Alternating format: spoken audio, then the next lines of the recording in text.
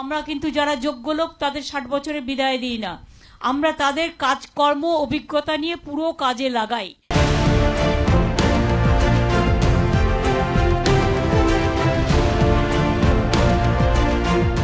অভিষেকের বয়সসীমা মন্তব্যে আবারও প্রতিক্রিয়া এলো দলের সর্বোচ্চ স্তর থেকে। নাম না করে প্রশাসনিক দক্ষতার উদাহরণ টেনে বয়সের উস্কানি পদদলিত করলেন মমতা বন্দ্যোপাধ্যায়।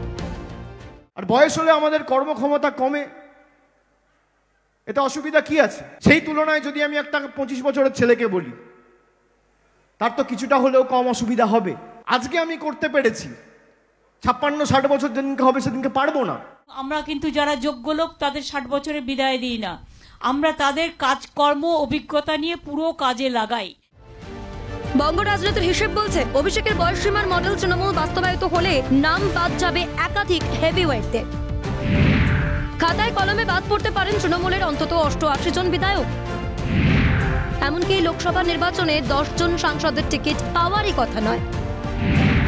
অভিষেকের বয়সের ধাক্কায় রয়েছেন 70 ছুঁই ছুঁই মমতা বন্দ্যোপাধ্যায়ও। তবে কি ঘুরিয়ে তৃণমূলের রশ্মি নিজের হাতে নিতে চাইছেন অভিষেক? পিসি ভাইপো নিজেই নিজের বিরোধী, বয়স মন্তব্যকে হাতিয়ার বিরোধী দলনেতা।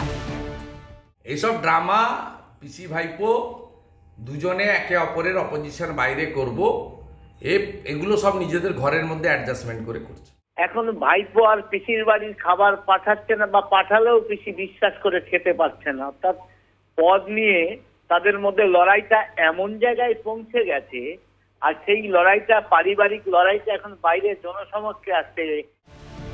সুপ্রিমো বনাম সেনাপতির বাকযুদ্ধে রাজনীতির হাওয়া গরম হতেই শীত ছড়ালেন সৌগত রায়। অভিষেকের মন্তব্যের অন্য ব্যাখ্যা দিলেন তৃণমূলের বছর 76-এর নেতা। তাতেও থামেনি মন্তব্যের তীর চালাচালি। দৈত্যকুলের দঙ্গল লেগেছে তৃণমূলে। অভিষেকের নবজোয়ারকে হাতিয়ার করে তৃণমূলকে ঝাঁঝরা করলেন অধীর রঞ্জন চৌধুরী।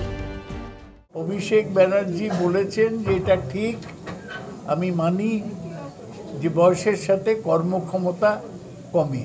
উনি একবারও বলেননি যে হাঁটতে পারে না, হাঁটতে পারে, এসব কোনোদিন বলেননি। তৃণমূলের মধ্যে যে খণ্ডযুদ্ধ লেগেছে, একদম দৈত্যকুলের দঙ্গল লেগে গেছে। এই দৈত্যকুলের দঙ্গল থেকে বাংলা মুক্তি চাই, এটুকু বলতে পারি। আসলে সবটাই হচ্ছে কালীঘাট আর কেমন স্ট্রিটের লড়াই, ভাগ খাওয়ার লড়াই। 60 বছর পর্যন্ত যারা সমস্ত চুরি চামারি করে ফেলেছে তারা এবার এসো, নতুন 30-32 বছরের ছেলেরা এবার গিয়ে আবার নতুন করে চুরির লাইসেন্স রিনিউয়াল করবে, এটাই হচ্ছে আসল। ক্ষমতা হস্তান্তরের স্রোতে নবীনের পক্ষে গা ভাসিয়েছেন কুণাল ঘোষ, পার্থ ভৌমিক, নারায়ণ গোস্বামীরা। আজ গঙ্গাসাগরের হাওয়ায় ভেসে এলো বয়স বার্তা। 2022-এর পুরসভা নির্বাচনের প্রার্থী তালিকার মতো লোকসভার তালিকাতেও কি চির ধরাবে তৃণমূলী কোন দল? নজর থাকবে তৃণমূলের সাংসদ লড়াইয়ের মুখগুলোর দিকে। ক্যালকাটা নিউজ।